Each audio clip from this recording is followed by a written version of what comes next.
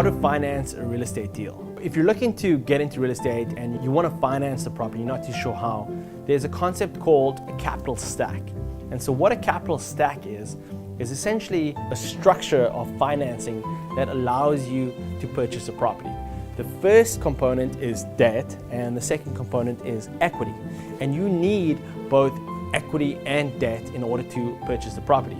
Now there's different types of debt. There's senior debt and there's subordinate debt. Most of the time, senior debt is money that you get from the bank.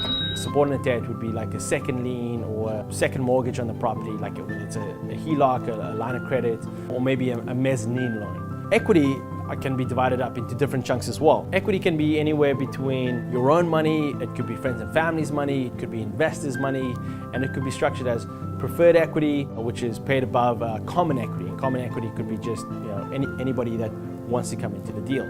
So it's very important to know when you're building your capital stack that it has to be somewhat balanced, maybe 60% on the debt side and 40% on the equity side. You do not want to necessarily do a deal with all equity unless it's a really good deal, because if you do a deal that's all equity, in other words all cash, your ROI, your return on your investment will be less.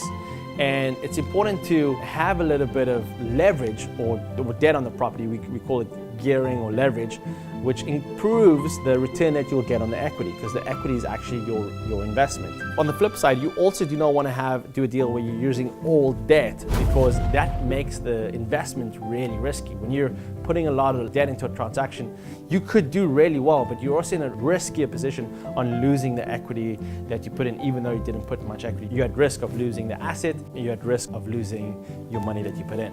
So when you're trying to finance a property, make sure you have the right debt and the right equity when you're purchasing your property. There are many different sources for debt and there's many different sources for equity, but having the capital stack and getting familiar with it, depending on what asset you're trying to finance, whether it's a residential property or a commercial property, getting the right capital stack will really allow you to purchase that property and make that property successful throughout the ownership of that asset. Thanks for watching. If you got any questions on how to finance a property in more detail, or you have a specific property that you need help on, comment below or direct message me. I'd love to help you out. Cheers.